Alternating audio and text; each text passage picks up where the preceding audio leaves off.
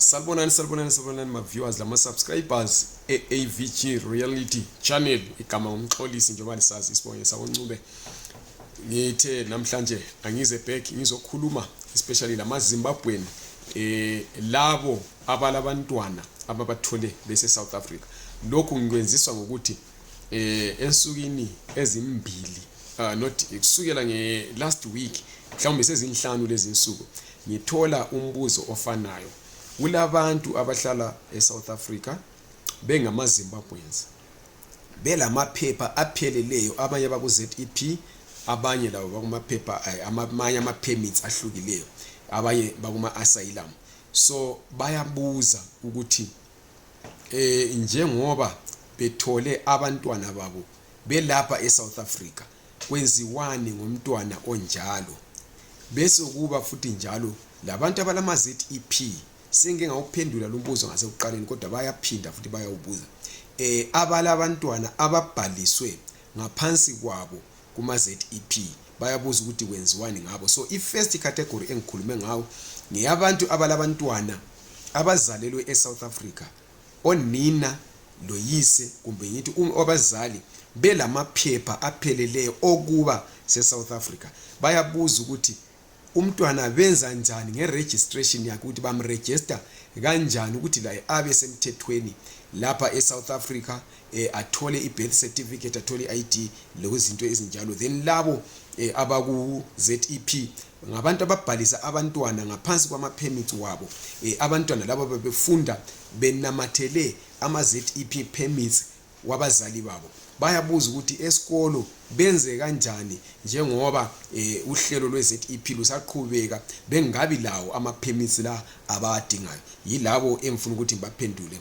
Kodwa ngingakaqhubekeli phambili ngicela ukuthi li subscribe kule i-channel, lithande le video, libuye lifafaze umhlaba wonke ukuze kusizakala abantu abaningi abahlukeneyo.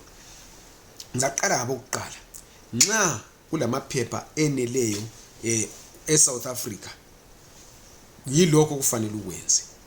Ma ule asylum document kumbe i-refugee document, wasuthola umntwana ulapha eSouth Africa, mtholele ama documents khona lapha eSouth Africa.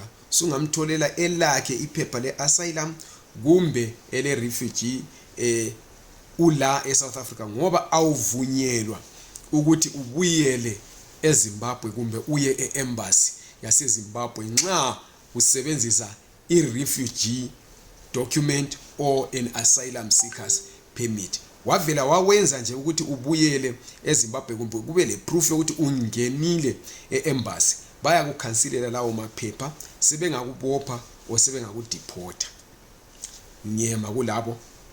Then nxa ule ZEP kumbe kulenye ipermit ungumZimbabwean, usuthole umntwana lomunye futhi umZimbabwean laye olamaphepha o even ongela amaphepha lilapha eSouth Africa, selifuna ukuthi litholele abantwana ama documents, yilokho okufanele likwenze. Hamba uye e-embassy yaseZimbabwe uphethe i-birth record yomntwana, lama documents wakho. Nxa ukuthi lihlala libabili loyise kumbe wena unguyise uhlala lonina, hamba lama documents eno lobabili, lifike ngale lithathele umntwana, libhalise umntwana for i-birth certificate. Umntwana lingamhambisa eZimbabwe, lingahamba liye eZimbabwe, lifike lapha eZimbabwe liphethe ama documents eno, limtholele i-birth certificate yaseZimbabwe ebonisayo ngokucaca ukuthi umntwana lo uzalelwe elizweni lase South Africa. Ungavuki uyethatha ama documents efake eHome Affairs kumbe ufike ubribe abantu there. Hamba uye ekhaya ufike uthathele umntwana i-birth certificate yaseZimbabwe ekuvezayo ngokusobala based ku birth record leyo uyiphetheyo ukuthi hayi umntwana lo uzalelwe eShandukani eHillbrow eJohannesburg. Then uze lo mntwana elalwawo ma documents. Lo mntwana nxa esefe sungamthathela futhi layo ipassport yaseZimbabwe ukwenzela ukuthi abe legally in South Africa. Then lo mntwana nxa esefike estagini sokuthi usele 16 years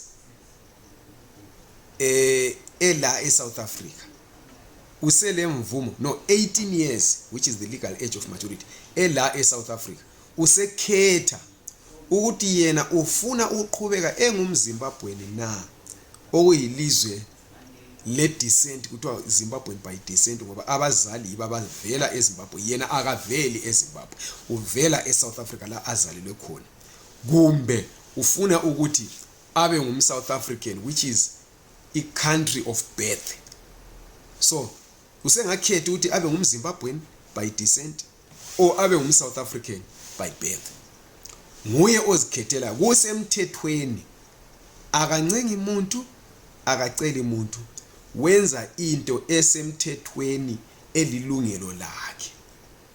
Ngiyadlula futhi kulokho, nxa umuntu osebenzisa iZEP permit, ulabantwana obafake phezu kwepermit leyo, bathola ukuba lapha ngoba wena ule permit usuhlutshwa esikolo, download incwadi ku Home Affairs website ethi umuntu ole ZEP uvunyelwe uba eSouth Africa kuze kuyefika u31 December 2024.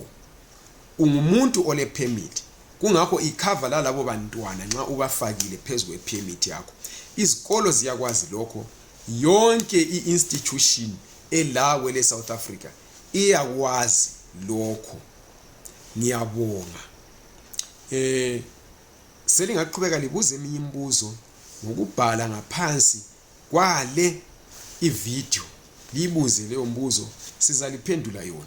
Kodwa lingakhohlwa ukusubscribe kuli channel, ukulike li video, ukucindezela ulike lokuyishare, bese uphinde ucindezela ibell engaphansi lapha ezakwenza ukuthi nxa siposta into entsha ube notified. Ngiyabonga, libe losuku oluhle.